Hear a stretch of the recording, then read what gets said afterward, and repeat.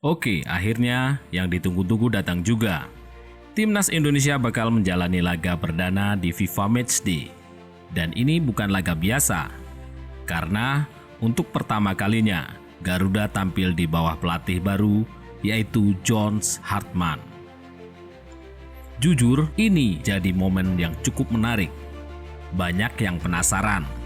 Kira-kira seperti apa wajah baru Timnas Indonesia nanti? Apakah langsung ngegas atau masih butuh adaptasi? Tanggal 27 Maret nanti Indonesia bakal menghadapi St. Kitts and Nevis. Secara kualitas sih kita bisa bilang Indonesia lebih unggul.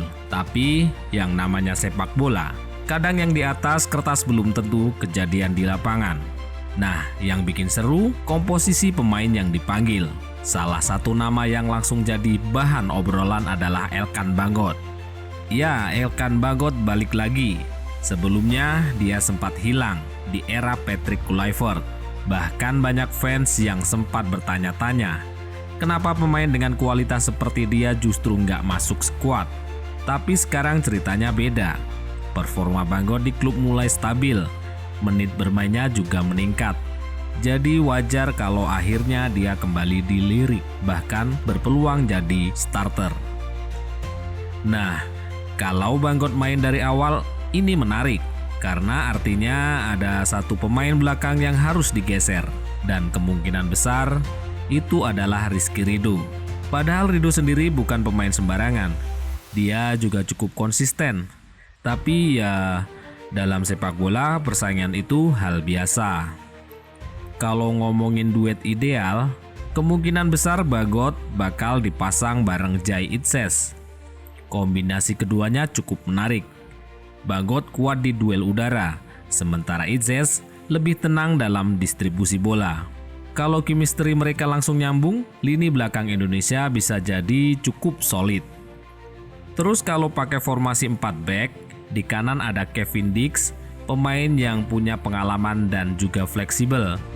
Di kiri ada Calvin Verdong, yang dikenal punya keseimbangan antara menyerang dan bertahan. Jadi secara pertahanan sebenarnya opsi Indonesia itu banyak banget. Sekarang kita geser ke lini tengah. Di sini ada kombinasi yang cukup menarik. Ada Ivar Jenner, kemudian Joy Pelupesi dan juga Dean James. 3 pemain ini punya peran penting banget.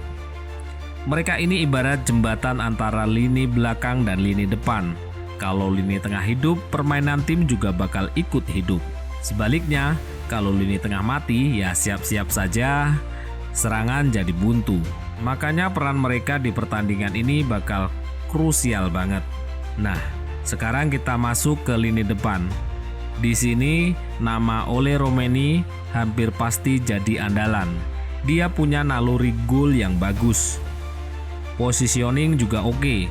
Terus ada Ragnar Orotmangun yang bisa kasih variasi serangan, baik dari sisi sayap maupun cut inside. Dan yang gak kalah menarik, ada satu nama lokal yang juga layak ditunggu, Beckham Putra. Pemain ini punya gaya main yang berani, gak takut duel, punya kreativitas dan bisa jadi pembeda. Kalau dia dikasih kesempatan, bisa jadi ini momen pembuktiannya. Sekarang pertanyaannya, apakah John Hartman bakal langsung menurunkan komposisi terbaiknya? Atau justru masih coba-coba? Karena biasanya di laga awal seperti ini, pelatih masih mencari formasi yang paling pas. Tapi di sisi lain, ini juga FIFA Matchday. Artinya tetap ada ekspektasi untuk tampil maksimal. Yang jelas, laga ini bukan cuma soal hasil. Ini soal arah. Soal bagaimana timnas Indonesia akan bermain di depan. Apakah lebih menyerang, lebih disiplin, atau lebih fleksibel?